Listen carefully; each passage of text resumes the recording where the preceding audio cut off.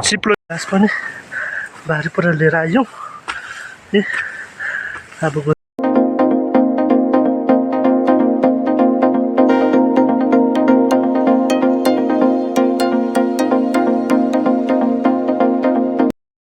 hello guys good morning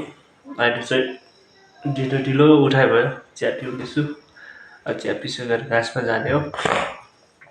र I hope सबैजना सन्चै हुनुहुन्छ होला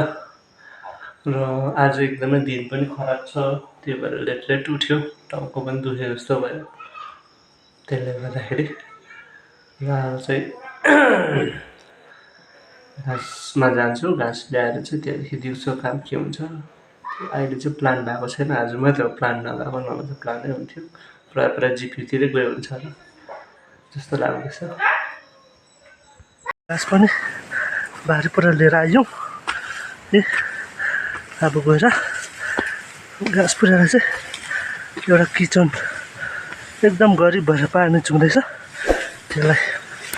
चेन्ज गर्नुपर्ने छ च्यादर र मिस्त्री झर्की आइपुगेछ फोन गर्दैछ पसिना सरी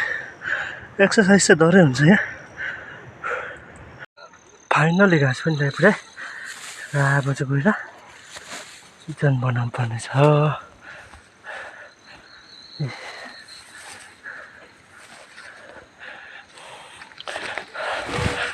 एकदमै पसिना हुन्छ घाँस ल्याइपुऱ्याउँदा चाहिँ एकदम दिन हेर्नुहोस् न बिग्रेर हिजो कस्तो राम्रो थियो आज चाहिँ दिन बिग्रेर पाइज न यस्तो छ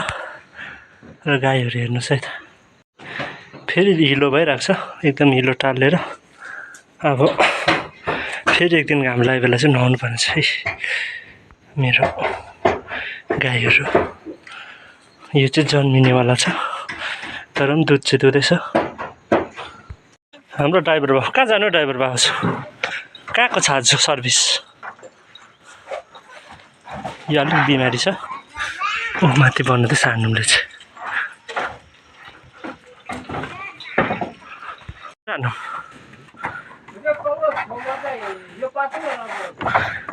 चिप्लो रहेछ मुन चढु भनेको ए झन्डै लड्यो यहाँ चाहिँ एकदम पानी चुहेर चाहिँ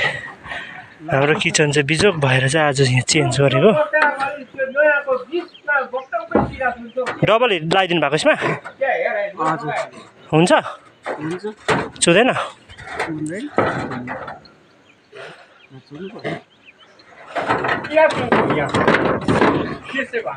हुन्छ सर हस् सर हस् म काटी लिएर आउँछु लानु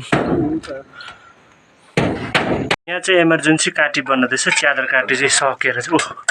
जुत्ता काटेर चाहिँ काटीमा यसरी छिराउनुपर्छ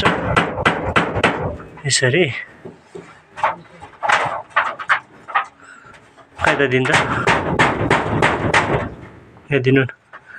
यसरी यो टक्कै छिरा यो चाहिँ अर्ग्यानिक तरिका है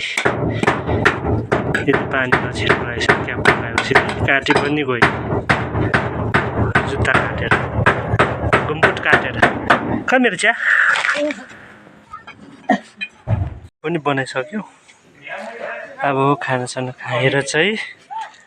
जिप्यू जानुपर्ने चाहिँ च्यादर चेन्ज गरेको हामीले